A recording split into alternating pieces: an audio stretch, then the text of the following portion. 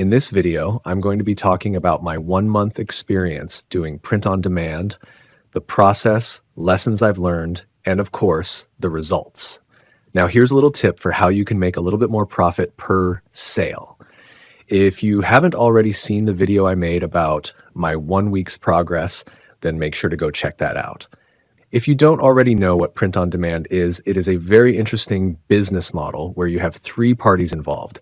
One of them is yourself, the other is your storefront or where you host your store, and the third is your fulfillment company.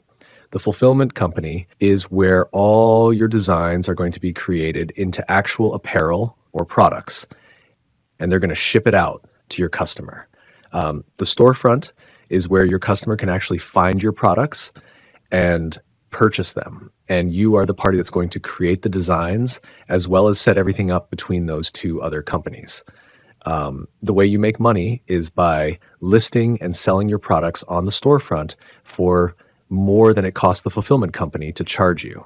So you keep that margin in the middle. Now, in my experience, I was working with Etsy as my storefront and Printful as my fulfillment company. If you're interested in making money online, I highly recommend subscribing to this channel. I release videos every week, each showcasing different money-making methods for online income. If you're not subscribed, you might miss out on a video tomorrow or next week that could have been a game changer for you. So now that you've subscribed and maximized your opportunities to earn money online, let's dive in. After I set up my Etsy and Printful accounts and everything was ready for sales to start coming in, I started looking at marketing and advertising. This was an important step because how else am I going to get sales? I have to get people over to my website somehow. They have to find my stuff, and that's how I'm going to make my sale. So I looked into a lot of different options on how to do this. One of the first things I did was actually make sure that all my Etsy listings were search engine optimized. SEO. Optimization is extremely important because this will actually help on the Etsy website itself. You want it to be as easy as possible for a potential customer to find your products and your website. So in this case, optimizing the keywords in my listings so that people on Etsy could actually find my stuff was extremely important. After this, I started looking towards social media, how to build and grow social media accounts for this brand so that people who find it on social media could actually go to the store and make those purchases. The 2 big hitters here are Instagram and TikTok. Now, TikTok is really good for its discovery algorithm. It'll help you grow a lot, and I would recommend highly posting on there at least once or twice a day. As you grow on TikTok, make sure that you have an Instagram linked, as well as have a link to your website in your TikTok bio. This way, you're getting some cross promotion over to your Instagram, where Instagram followers are much more loyal, but also it links them directly to your website where you can potentially make more sales. Now, on the flip side of this, Instagram is actually a really good place to reveal your new designs or your new products to a loyal fan base who are willing to buy from you.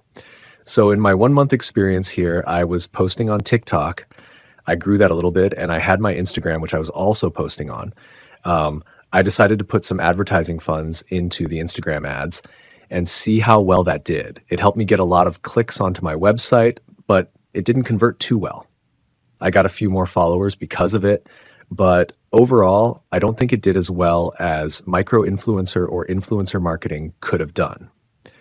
The good news is that after all this social media branding and advertising, we actually managed to get some of our first sales. Now, for actually growing these Instagram and TikTok accounts, I made sure to order some samples. That way we could have some custom images for these advertisements. I found that the advertisements worked a lot better once I did have those custom images.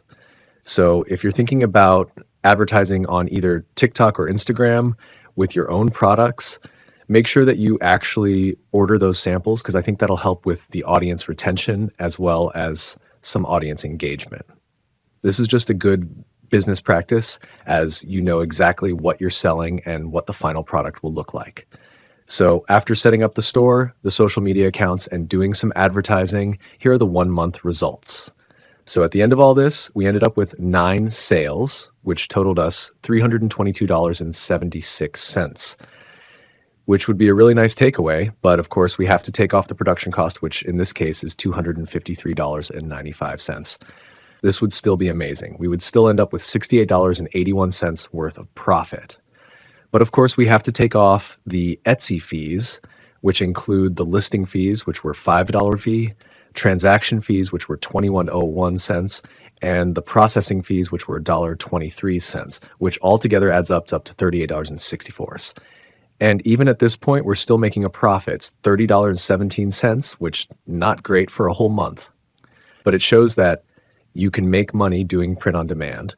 But it doesn't stop there, because we have to take off the money that we put in for Etsy advertising, which was $170. And then we also have to include the Instagram advertising, which was $100. So now we are negative $186.83 for the month on print on demand. But keep in mind that this is also just the first month, and that a business will have some expenses before it grows and makes your profit. So for next steps, it's important that I keep posting on TikTok to grow the brand, as well as on Instagram to get more followers, and keep creating designs that people are interested in what I'm selling. That way we can continue to make sales, and hopefully in the next few months we can start making a profit. Now here's a little tip for how you can make a little bit more profit per sale. Printful actually gives you these points which you can redeem for $5 or $10 coupons. So once you make a sale, you can actually cancel that sale, reorder it, and add that coupon code to it. That way you're making either $5 or $10 more. And if you sign up through the link in my description, you can actually get a $5 coupon for your first sale. You can make an extra $5 there. And don't forget to subscribe, because in the coming weeks, I'll be posting more about this print-on-demand journey. I'll try to be as transparent about it as possible, and I'll be showing you everything that I'm doing in hopes to create a successful business. That's all for me today, though. Thanks for watching, guys, and I'll see you in the next one.